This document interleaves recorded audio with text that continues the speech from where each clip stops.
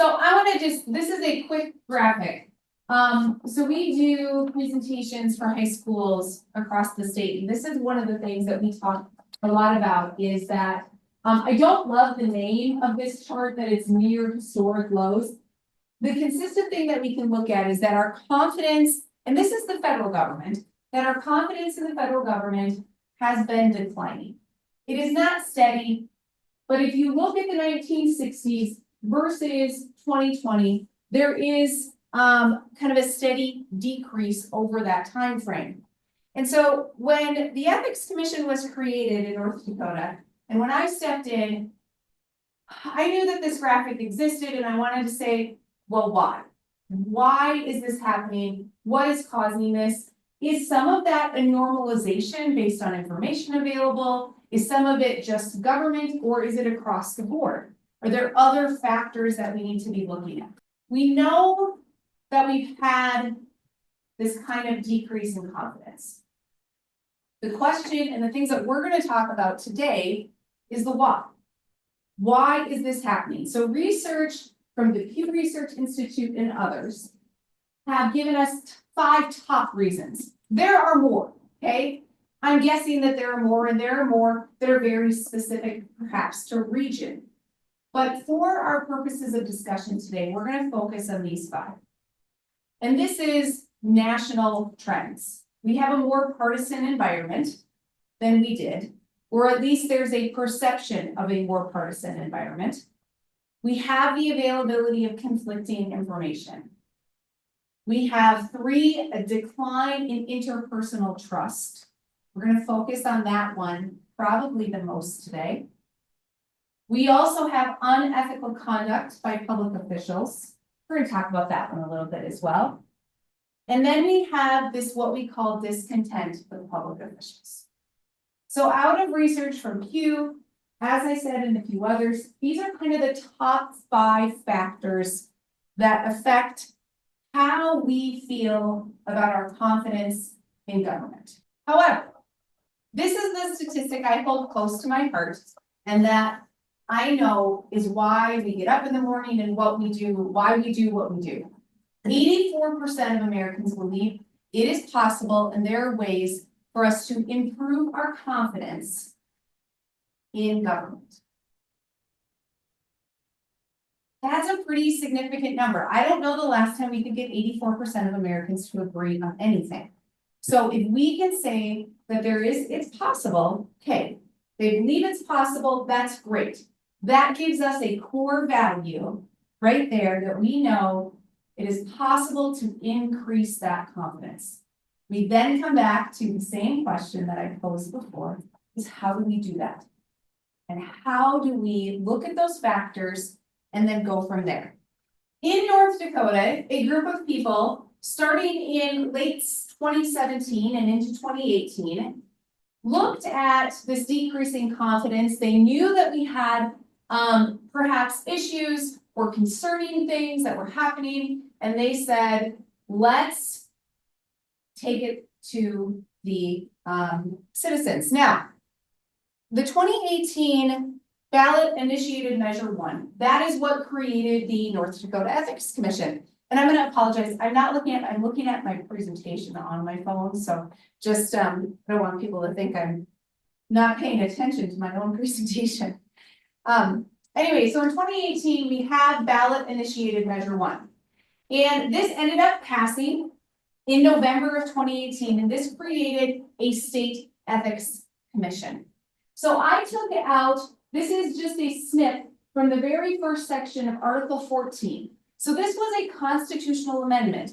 This was where a group of citizens put forth an initiated measure to amend the Constitution to add Article 14. And so Article 14 creates an ethics commission and also creates certain standards that public officials need to meet in our state. So I love section 1 because it tells us why we are doing this. And it tells us what the purpose of the ethics commission is. So I know that you guys can all read it, but I'm going to read it because it is a collective activity that we're going to do.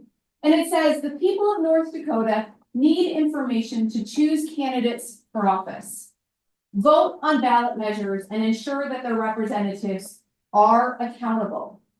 This transparency must be sufficient to enable the people to make informed decisions and give proper weight to different speakers and messages. The people therefore have the right to know in a timely manner the source, quantity, timing, and nature of resources used to influence any statewide election, election for legislative assembly, statewide ballot issue election, and state government action. This is essential to the rights of free speech, assembly, and petition guaranteed by the First Amendment of the Constitution of the United States and shall be construed broadly. So what we have in 2018 is the creation, first of all, of this bold statement saying that we need better information. And what the rest of Article 14 does is it has several different sections after this. You can go read it online, is that it gives directives about political influence or follow the money, right? Where is the money coming from? And then it establishes an ethics commission. In Article 14 of the North Dakota Constitution, we get the authority for the ethics commission or the directive. What does that do? Now, I have the pleasure of serving as the executive director of the ethics commission. I work for 5 commissioners. So I work for 5 people who are appointed to those positions, and it is on consensus agreement of the Senate Majority Leader, Senate Minority Leader, and Governor. That is unique. How we established our ethics commission was in the Constitution. They are then appointed by individuals of the legislative branch and of the executive branch. So I'm going to ask a question at this point. What branch of government do you think the ethics commission is? Anybody want to take a guess? Game and fish. Game and fish. Well, it would be executive branch. No, we're not. I mean, I like game and fish. That'd be great, right? So the ethics commission is not part of the judicial branch, the executive branch, or the legislative branch. We are a constitutional entity. We are completely separate. So you have the judicial branch, you have the legislative branch, you have the executive branch, and then you have the ethics commission out here. And the reason that they did that, other states have an ethics commission either legislatively or in the executive branch. Ours was established as part of our Constitution. So it's considered a constitutional entity. Now, we are not part of the normal checks and balances of the legislative, executive, and judicial, as I've already talked about. But that's because our job is not to have a check on those branches of government, but to have checks on the individuals who are serving in those roles. It is a personal check on the accountability of the individuals, not the overall branches of government. So that is a very distinguishable thing. North Dakota is part of 8 constitutional ethics commissions across the country. Most of those were created by the voters.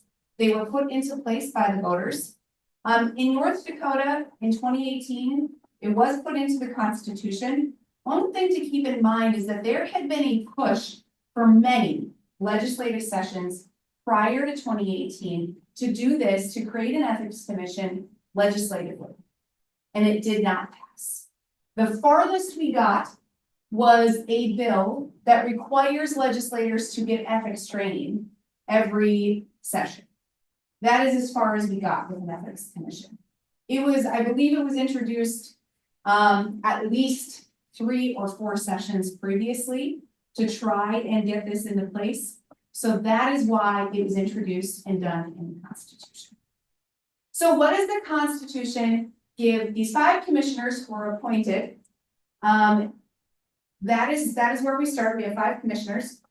The 5 original commissioners were appointed in the fall of 2019. So it actually took quite a bit of time to get them appointed. After November, they went into session. There was the 2019 session, they created a special committee to try and get the Ethics Commission, kind of the corners of it, or the framework for that set up. And then after that, they went ahead and appointed the commissioners. For the 5 original commissioners, there were 75 applicants.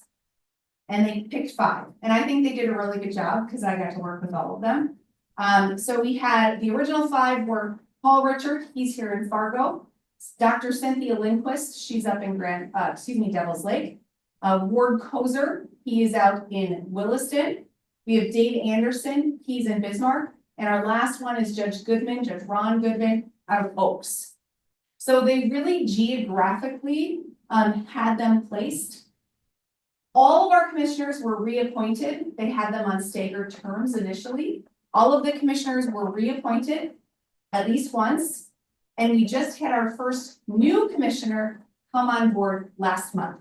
So our chair, Paul Richard, he stepped down. He was ready to retire after his, 2019, 6 years on the commission, or 5 years on the commission. So he stepped down, and now we have Commissioner Murray Sagstein out of Bismarck in his shoes.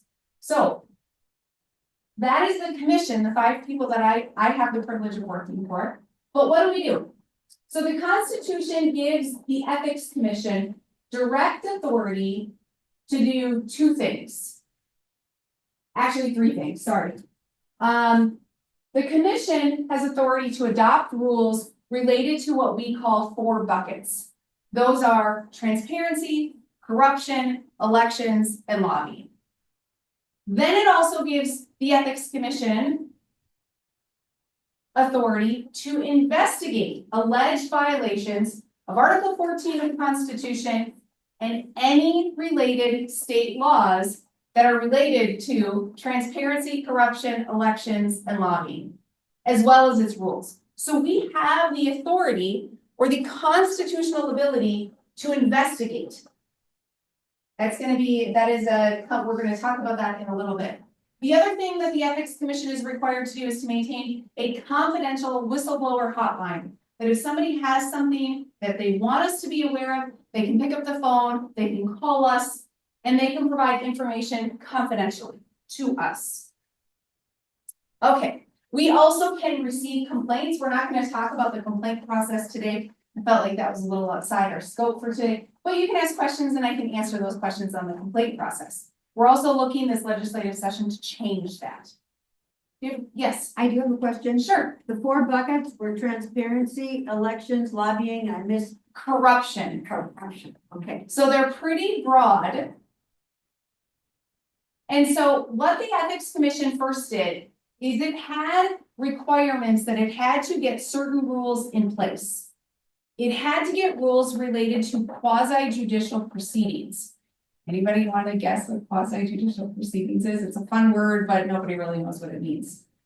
It is proceedings that happen in the administrative law realm. So it looks like court, but it's not quite court.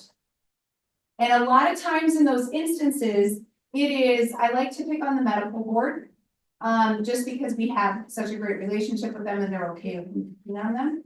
But if you have a doctor or an anesthesiologist, a physician of some kind who is licensed and their license may be revoked, that happens in what we call a quasi-judicial proceeding.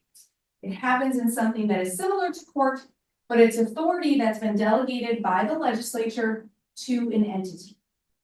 In this instance, the Board of Medicine. So what we wanted to make sure, what the Constitution required, is that we have rules in place for to remove an appearance of bias that was happening or that happened in those proceedings. So that was constitutionally required. The other thing that was constitutionally required was that the commission draft rules relating to gifts, lobbyist gifts. So the Constitution prohibits anybody who's attempting to influence state action from gifting or giving anything of value to somebody who is a public official. Then what it did is it gave the commission authority to draft exceptions to that rule. And those exceptions were when it doesn't create an appearance of impropriety. And to ensure that citizens of North Dakota could still communicate and have interaction with their legislators and other representatives. So that is what the Ethics Commission, to be honest, for the first few years, it had to figure out administratively what it needed to do, how it needed to function, and then it had a series of rules that needed to be adopted. Keep in mind, this is a state ethics commission, there's nobody else in the state that's doing this. So that took them quite a bit of time to do. Now the commission has moved on. It is since adopted conflict of interest rules. It is also currently considering financial disclosure rules, although we're hoping to work with the legislature on those.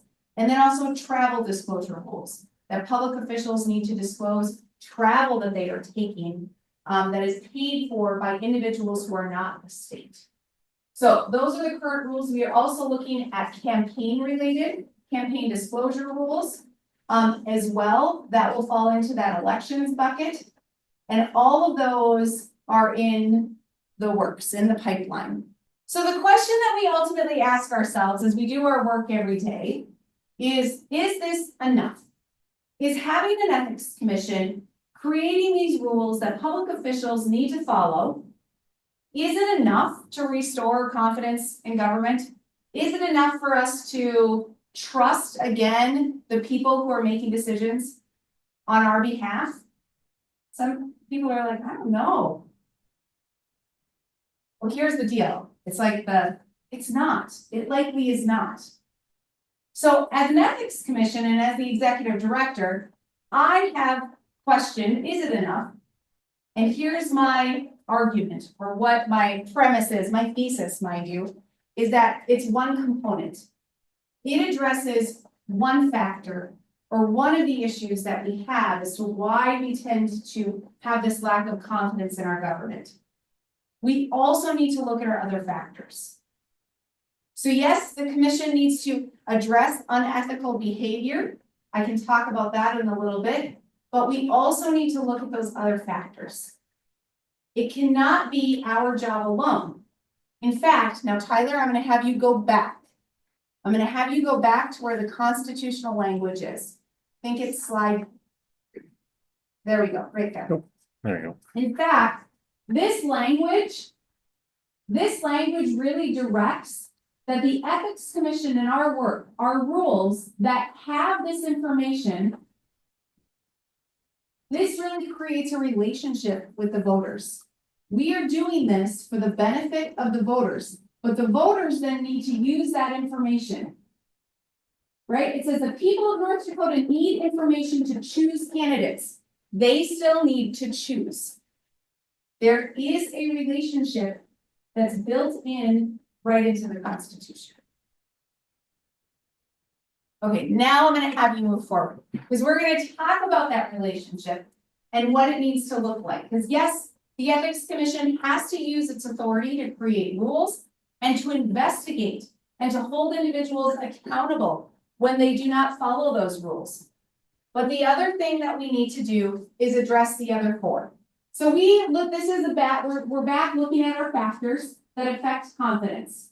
We have our partisan environment, availability of conflicting information, a decline in interpersonal trust, unethical conduct, and our discontent with public officials. So number 4, I feel like I would argue this is the Ethics Commission's bucket.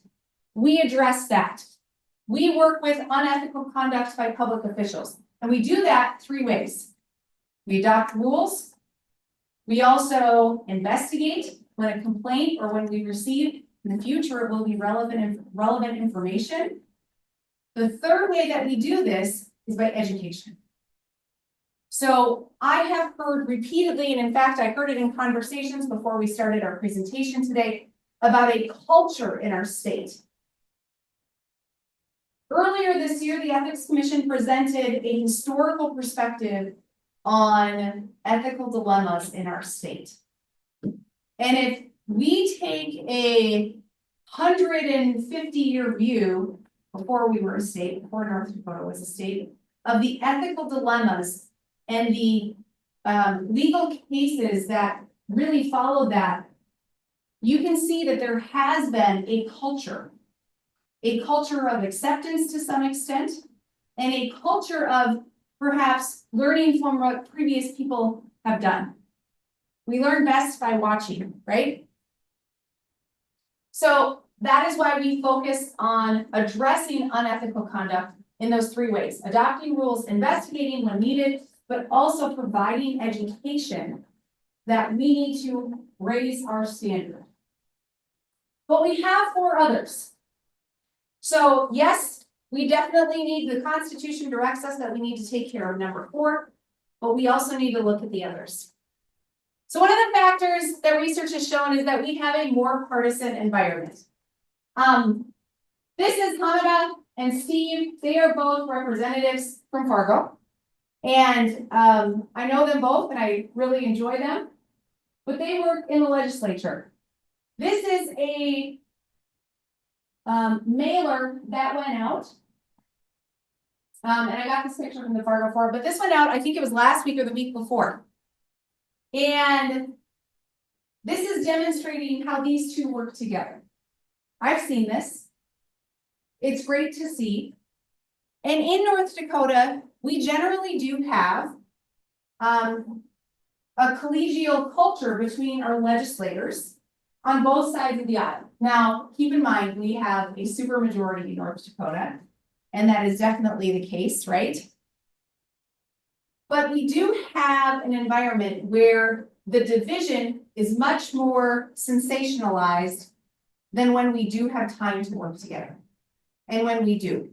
So how do we, as an ethics commission and as citizens of North Dakota, how do we counter this partisan environment? Well, I contend, and research shows, that you do this a few different ways. So one thing that ethics commissions across the country have done is actually by demonstrating what good governance looks like and pointing out and really emphasizing when government works well and when we reach goals. So as the ethics commission is new, we're going to be looking at ways that we can do that. And how we do that, well, we have a few different ideas, we will see. But if we can provide more information, and that is our goal as the Ethics Commission, to reduce this partisan division that is really ramped up in national politics and that affects our trust of local politics. So I love this, I just love this mailer because I think it is very accurate and demonstrates that many times people on both sides of the aisle, they just do want to govern well. It also gives us an opportunity to start agreeing on what our core values are. And when we can talk about what our core values are instead of what divides us, that is a move in the right direction. So that's one. Now these are kind of like, what was that? Partisan environment is unethical? No, I mean, absolutely not. You're the ethics commission. We are the ethics commission. I'm also an attorney. I mean, but how do you prevent from mission drift? How do we prevent from mission drift? Yeah, because So I think, you have very few brackets. And your stand, as you don't describe standalone entity. Yep. You know, you only report to somebody in that you have to have money to fund your budget and have some laws passed, so how do you prevent from letting 3 people decide what it should or shouldn't be? what the ethics commission should or shouldn't be. So, Yeah, so mission drift. yeah, so the first thing that we do, well, I would first contend that we report to all of North Dakota. And that they put us in place, What's the difference right? between reporting and being responsible to them? Yes. I understand that. But I think when we talk about building confidence, that's our core mission, that we need to build confidence, we need to look at ways that we can do that. And yes, I think that there is good, I mean, a partisan environment is good, But when it divides us to the point where we cannot reach across the aisle, or we have the impression that we can't reach across the aisle, that is what has created that distrust. Yeah, we could contend more. I mean, if you look at two of the least partisan people I know, Ray Holmberg and I can't think of the Jason Doctor. Not partisan at all, so on and so forth, but what they did was way out of your scope, but it goes back to the problem of trusting government because of Yes, circumstances that they were Right. involved with. and that comes into another factor or another area. So this is where, you're right. You're right, Corruption and partisanship are not the same. no, The same thing. You know, you can be a partisan, But corruption is not ethical. you can be a partisan and be honorable and ethical. And you can be a partisan and be corrupt. As we've seen. So the two things really do stand alone as they come together in certain situations, But corruption is not the same like allele as ethics. well. Part of what the ethics commission seems to be what the constitution mandate says is to determine what is corrupt. Every complaint that comes across the desk doesn't necessarily result in some sort of determination of corruption. So no, it does not, no. We get a significant number of complaints. now that he's on the legislature, there's hardly anything. Okay, let's move to the next one, which is availability of conflicting information. So this is, we're not gonna focus a whole lot, so we move to the next slide, Tyler. I'm just gonna walk through these. There you go. So availability of conflicting information. This is inherent in our core value that we hold in the First Amendment. So we have to understand that this is going to happen, right? And I think we have a lot of news organizations, that's why I put our newspaper up there in North Dakota, who do a really good job of providing our citizens with information.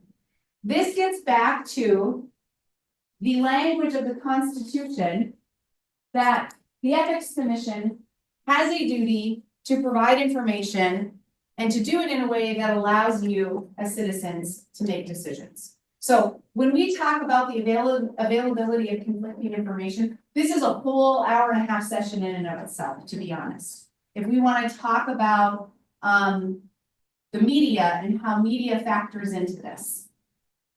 So we're gonna just touch on this very briefly today, because I want to move on to the third one, which is our decline in interpersonal trust. So this is the one that the commission has been researching and learning about the most, because as our mission is to increase confidence in our government, what we look at over the past 20 years is that there has been a steep decline in interpersonal trust across the board. Now, many entities have tried in their area. How can they affect change, or how can they increase trust, increase community, and build community, or build trust in their little pocket of the universe? Companies do this. Schools do this. Government should do this too. So how do we talk about interpersonal trust? Well, first of all, the question is, why do we have this decline in interpersonal trust? So there's a few factors that come into that as well, but research demonstrates that the fact that we have a smartphone in our hand has significantly affected our ability to personally trust somebody, because we are now looking at our phone or interacting in asynchronous situations instead of in a classroom like this, where we are experiencing something collectively as a group. So we have fewer synchronous events that are taking place.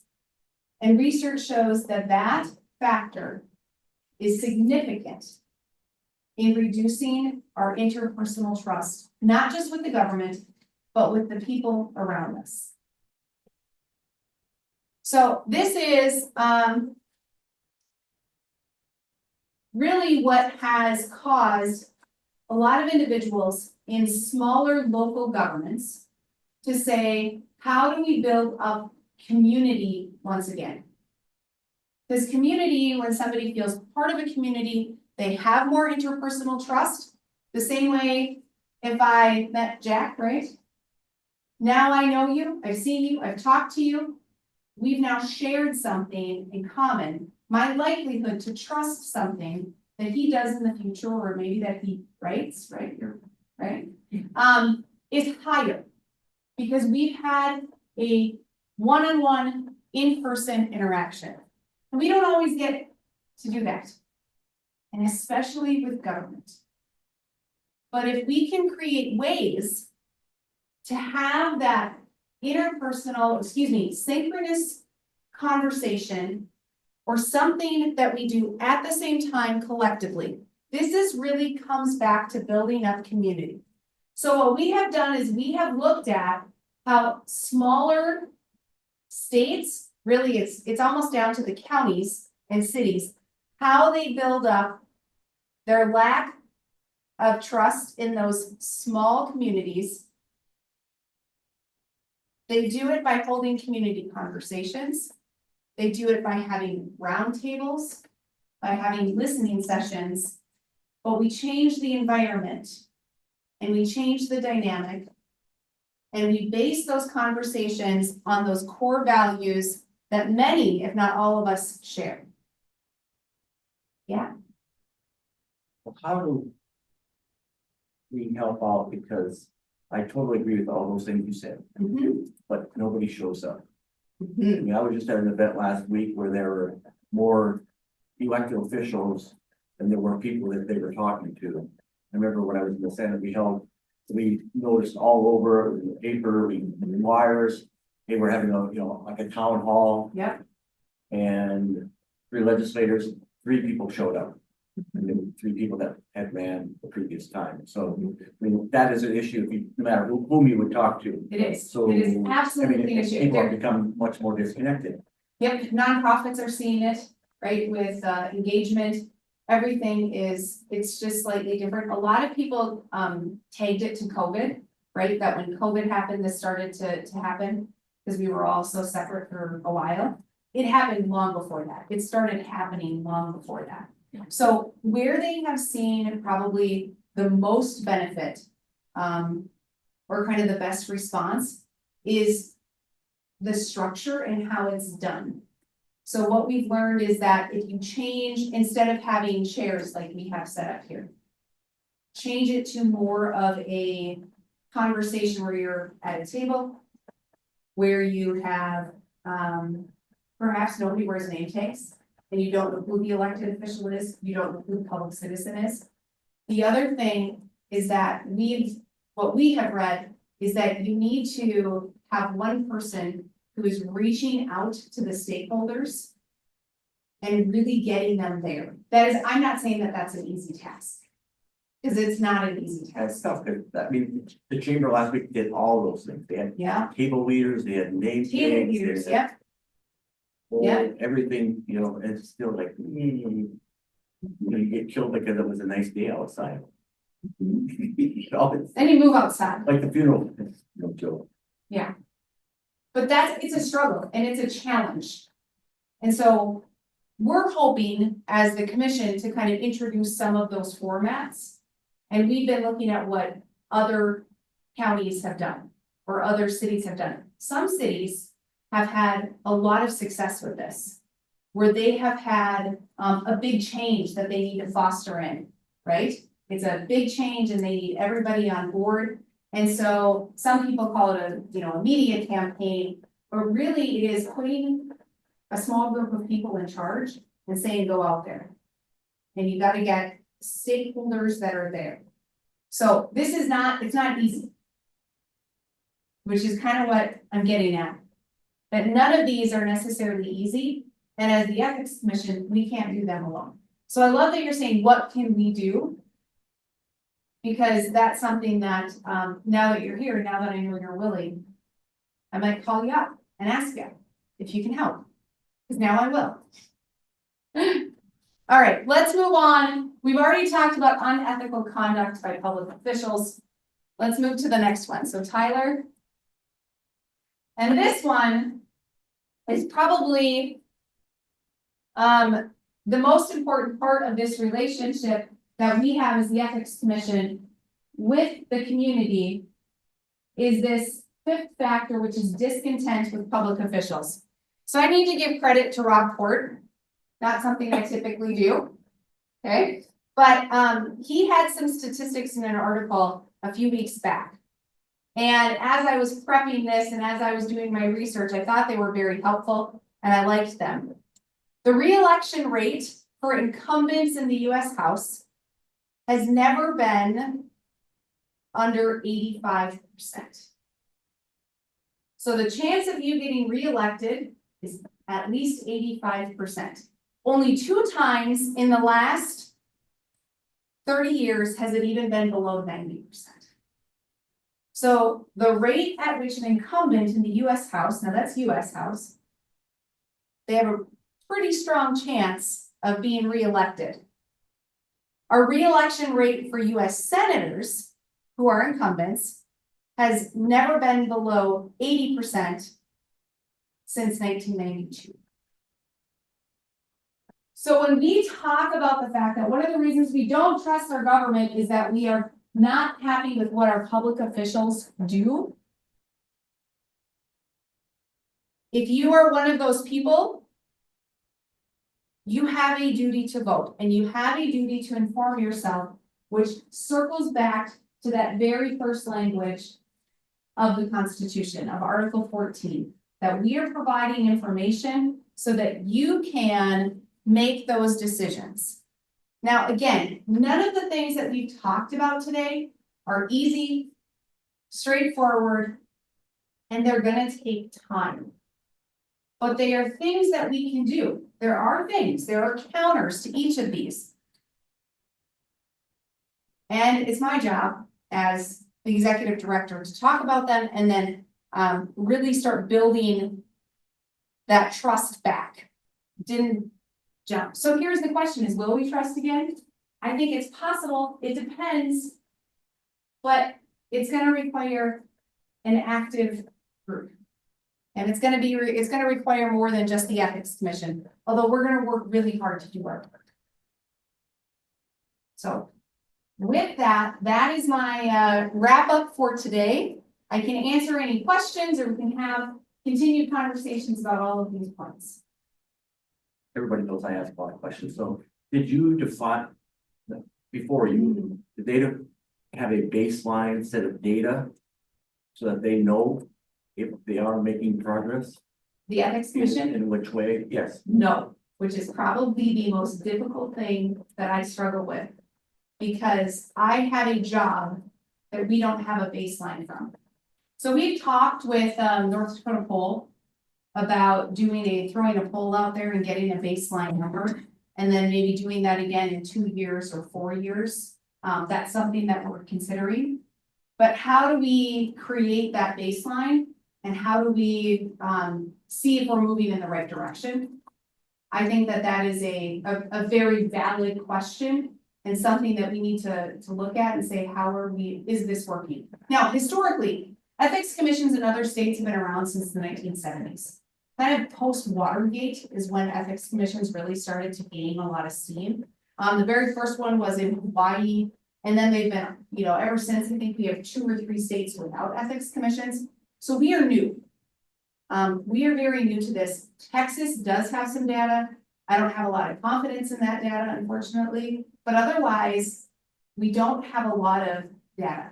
What we look at and what our goal is that as a commission, we think we're going to be looking at complaint numbers. That hopefully over time, our complaints go down. And that's now. We're also then changing how we take complaint information in to make that more accurate.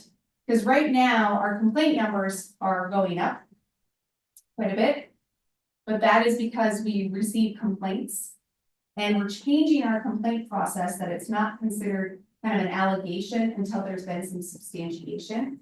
And that way we have a little bit more accurate, but otherwise we do have to do that. And I think that's a very valid question. Yes, The primary goal is to restore trust in government. But by the very nature of what we do, exposing, the dark side of government and people who abuse the public trust, don't you run the risk of further exacerbating the lack of trust in government because of what you're showing, what you're exposing, that in this state for years has been sort of not exposed in a way it's been recently. yes. I think that's a really valid. I think that's a valid question and also something that I've looked at it as this, that there is gonna be a normalization for a while. That there is going to be, yes, we have issues, we need to address them, right? But I think after a while, we will learn. And public officials will learn what is, acceptable, right? And that will have, so I don't think of it as an exacerbation, but more of a normalization that, yes, it's there, but it's not everybody.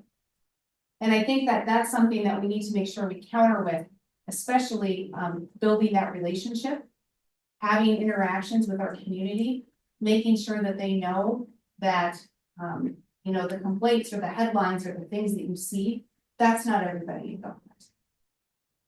As somebody said last week, 95 or 98% of people who serve in state government are there trying to do the right thing.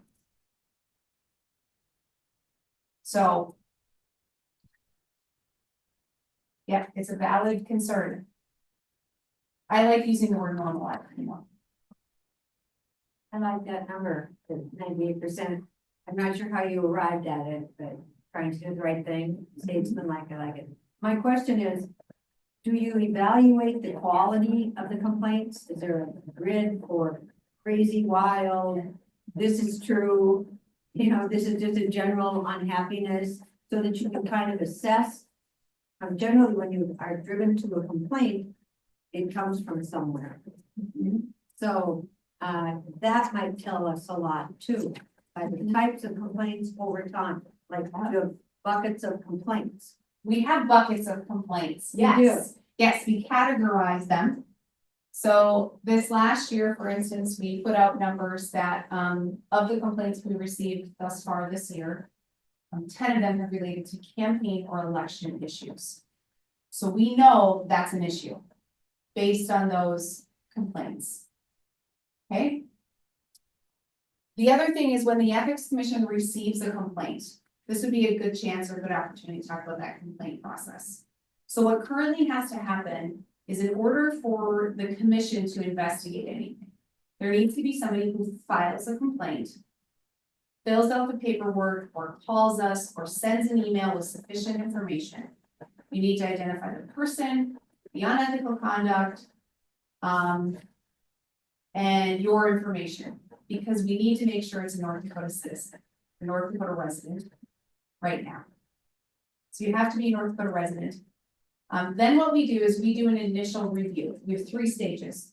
We initially review every complaint that comes in, and we evaluate whether we have jurisdiction over it.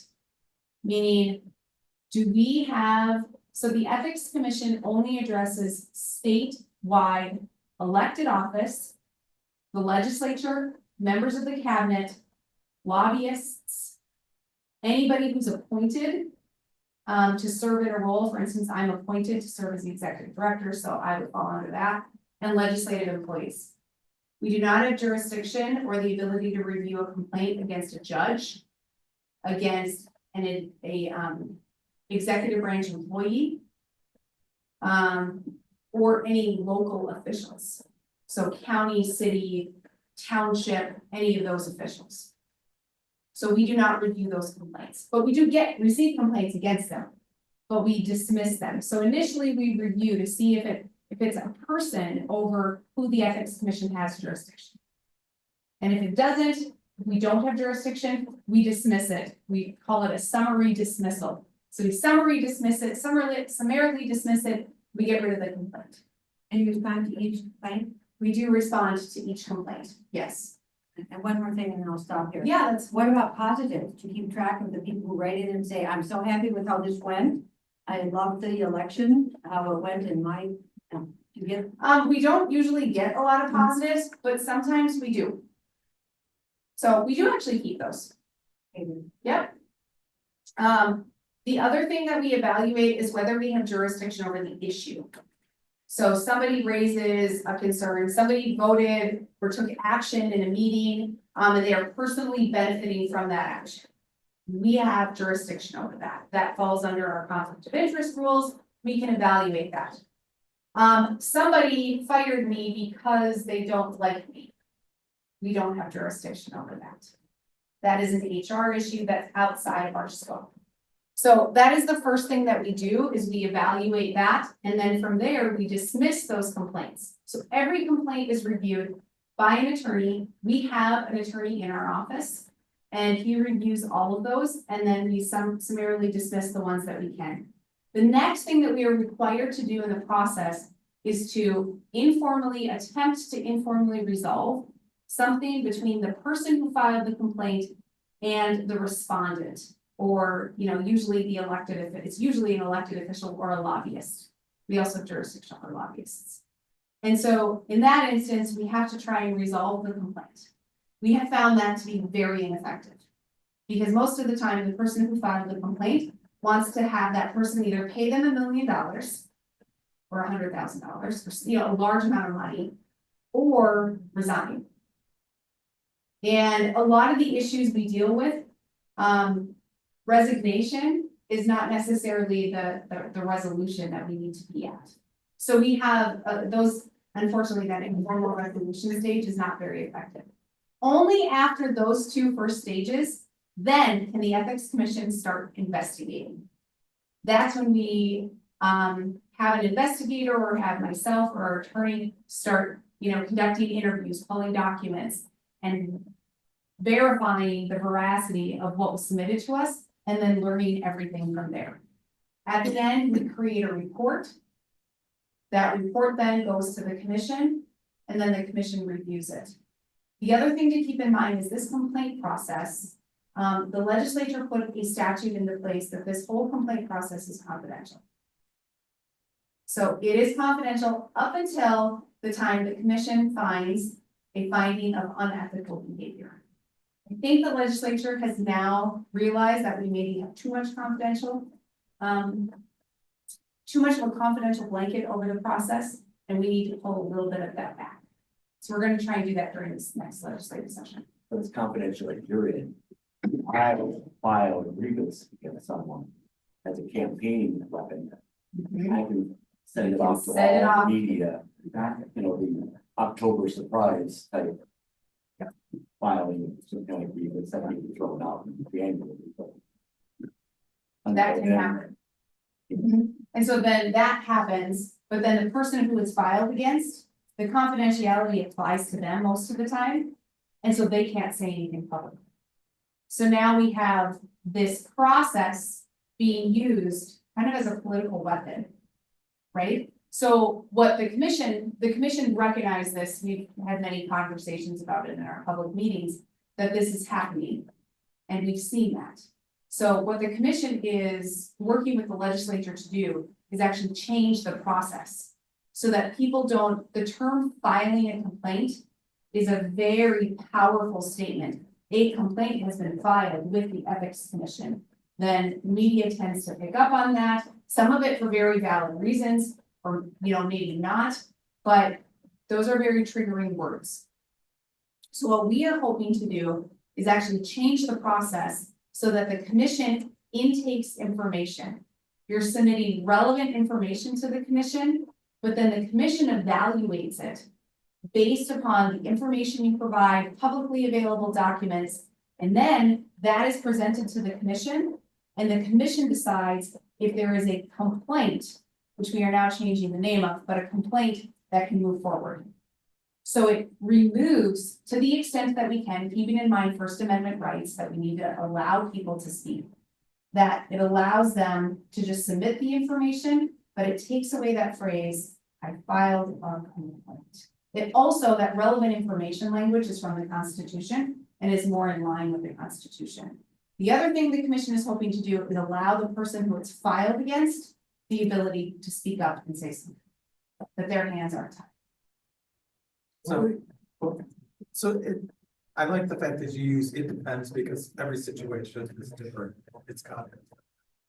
But here's, when you were talking about the loss of interpersonal trust. And you're right, the Ethics Commission cannot do this on its own, it's not sufficient. But one of the things that would be very powerful is that we went back to a system in which you have people who are role models, who are powerhouses in their own party, not outside the party, because anything outside can be looked at as an attack and we can all band together like a little herd, even the Ethics Commission, and just say, well, that's you, that's not us. But when I was a kid, we had issues about people acting up, and one of the senior folks would go over to that person and say, cut it out. This is not who we are, this is not what we do, and you need to get better. And that did a lot of that trust, because the trust was being built internally and externally because people took care of their own problems in that way.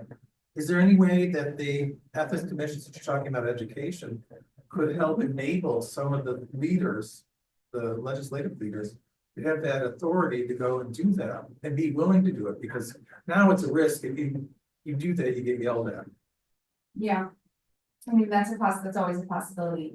So that's a really good, it's an important point to make, that interpersonal trust stuff did come from that, right? Historically, and you know, you can even see that on a kid's playground, right? I mean, it's still there.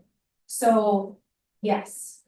So I think from an ethics commission standpoint, our first point of education has to be with leadership. That this is the standard.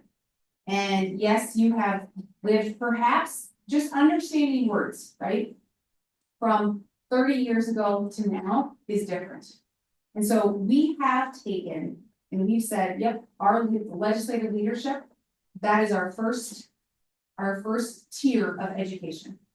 And then it needs to come internally. So as we are working through changing the enforcement process, as I was just talking about, we went not to the public, we went to legislative leadership. Because it needs to come from them and it needs to come from there. So I think that's a really good thought. And we're on the same lines, but I think we can do more. So if you have any ideas on how, share them. Can I just add on that? Yeah. Because one of the problems, because we used to have Senator Neville, who was the dean of the Senate, elected in 1967, and he would come down on the floor if somebody stepped out of line, and he was nose to nose with you. But with term limits, that's all out the window. It's going to be eventually. I mean, it's nobody's gonna care if you're the leader or not, you know, in some cases I didn't vote for you, kind of leader. So I think that, you know, there's one of the unintended consequences of term limits is that I think Lack of leadership. that will go away, that people are identified as leaders, because I mean, now you got the Judy Lees of the world who will make sure that people know what's expected of them in terms of reform. And then it's all fun. What are the exemptions in the executive branch again? It's a good question. So we do not cover executive branch employees who are not appointed to their position. So usually, I'll use the auditor's office, for example, right? The auditor is elected, his deputy is appointed. Everybody else in the auditor's office is not in our jurisdiction. It is actually, I think it's about 8,000 employees statewide who do not fall in our jurisdiction. So that language is from the Constitution. Why? I've asked the drafters of the Constitution, and I, never really gotten a great response. These are the worker bees who do They're the worker the, bees. don't warn. Presumably not, right. Presumably, they're not the people who are making, big decisions, policy decisions. but they could be. So last legislative session, we introduced legislation to actually have our jurisdiction expanded to executive branch employees. And then knowing that most of the rules are not going to apply to them.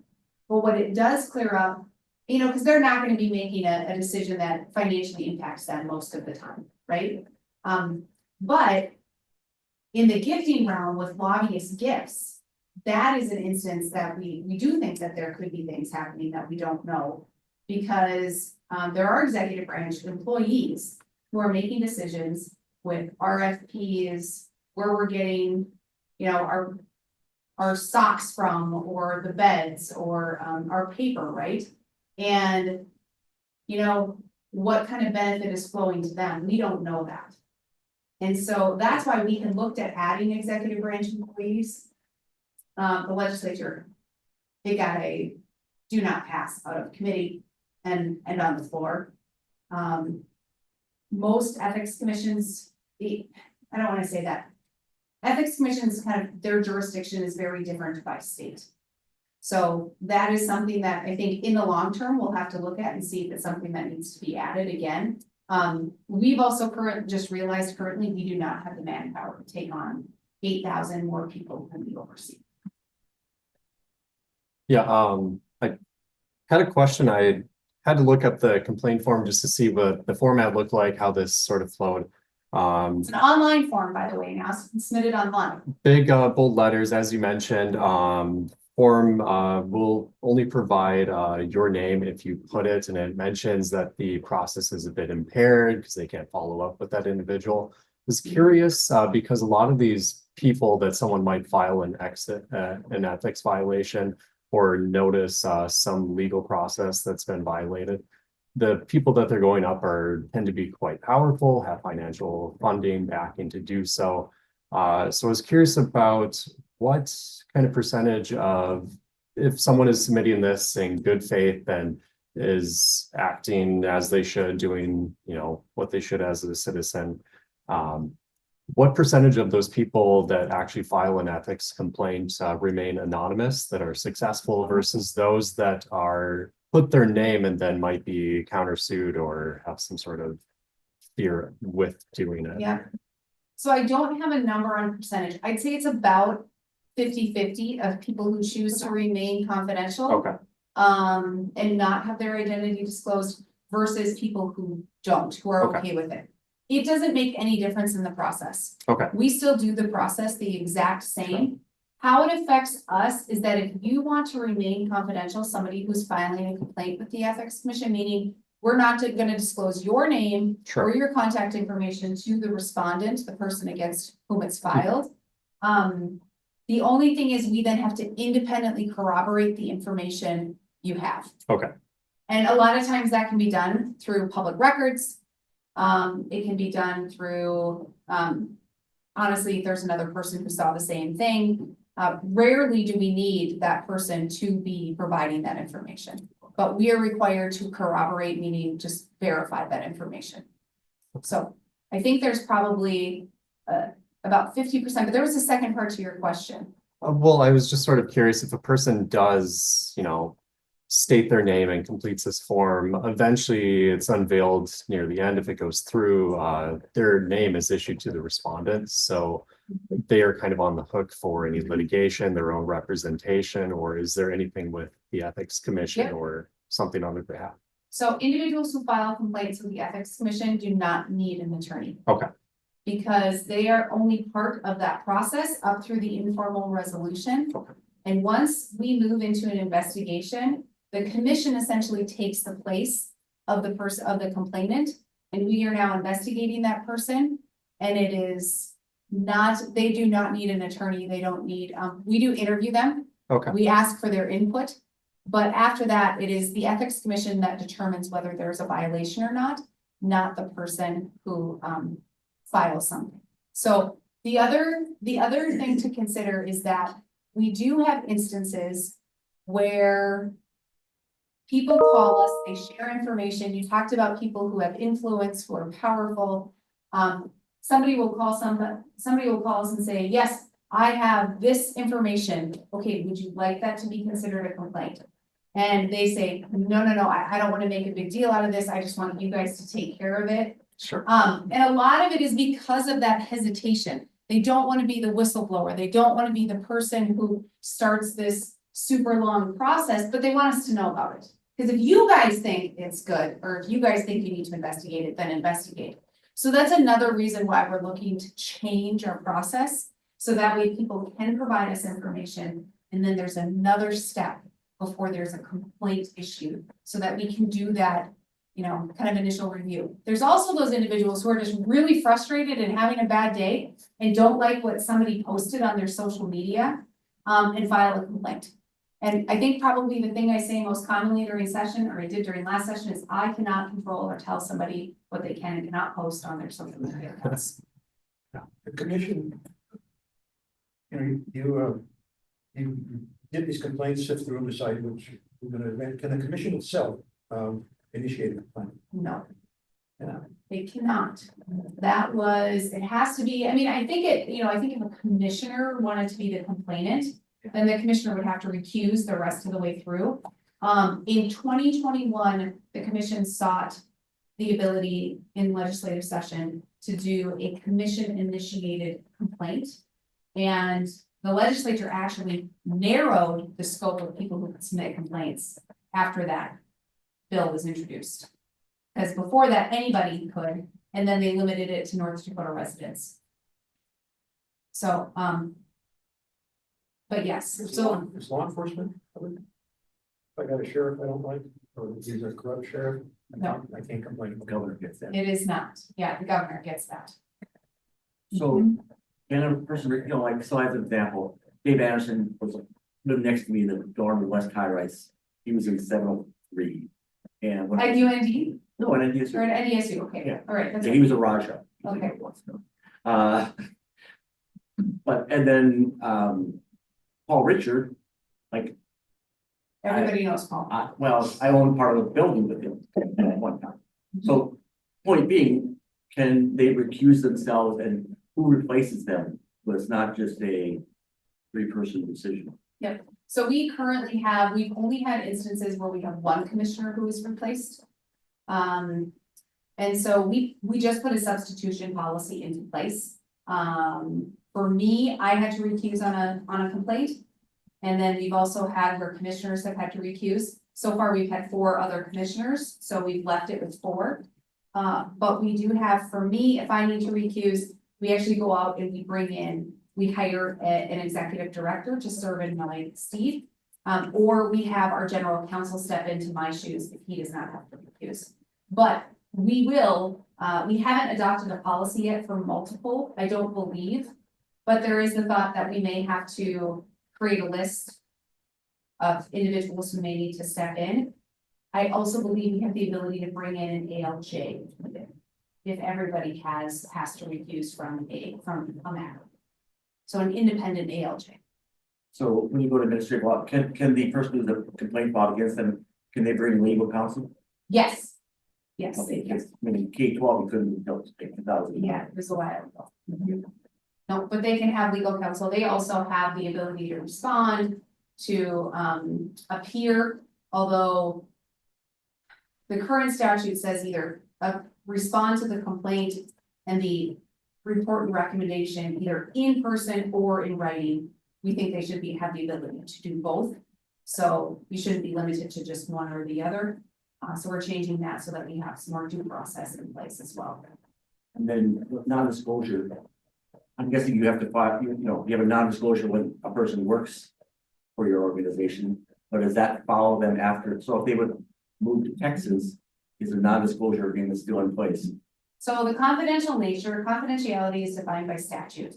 So if I were to disclose confidential information at any point after I'm, at some point when I'm done being executive director, that I learned in the course of my employment, that is a felony. So that's how it takes care of it. It's tough when you. Yeah. I mean, it does make it tough, but it would still be considered a felony. So We do have a standard procedure that we follow, that if we learn that information was disclosed, not by our commissioner or internal office, but by people who are state employees or are bound by that confidentiality, we have a standard notice that goes out to them to try and reduce that. So, but yeah, you're bound by a criminal law at that point, but if you learn it during your service, at any point, you disclose it. I mean, I don't know how much time we got left, but I see them moving, so usually they lean forward and up. But I would contend that in campaign donations, the money follows the position. Position doesn't follow the money. Any more than if you're a researcher at the University of Minnesota and you get a grant from XYZ seed company that you are gonna only report what they hope comes out, or if you're a radio station and so-and-so starts advertising with you, that you stop picking them. We have seen that. Yes. Yeah, I don't That is think what- much yeah. more, but I mean, I don't get it. Not those specific examples, but. I mean, in general, Oh, maybe perhaps, yeah. We bought a guy away from the radio station just to show him. Has it been your experience that, in your time there, that there are, there's a category of chronic complainers, you get the same people lodging complaints for one reason or another, because it's like what they do? Yeah. Serial filers. Uh-huh. That's what when I worked in the federal court, we called them serial filers. So we brought that term over. That use, when the Ethics Commission first started, the first probably 2 years, there were a few serial filers. We do not have that now. So we definitely do not have somebody who consistently is. But now, could they be, triangulating and having multiple people? Sure, but not a pattern that we see. Well, I'm sorry to bring this to an end, but because it's really an interesting conversation. I have a couple different things I have to do. First, our next speaker will be November 25th, Louise Erdrich. She will be in the Anishinaabe Theater, Memorial Union, November 25th at 7 p.m. Tickets are available through Humanities North Dakota, who the Northern Plains Ethics Institute is partnering with that. I will remind folks, these are recorded, so after the recording, they will be edited and posted to the Northern Plains Ethics Institute YouTube channel for additional use. And then finally, I want to thank our speaker, Rebecca Binstock, again for driving all the way out here and giving a very informative presentation. Looks like the commission is in very good hands. So let's thank our speaker.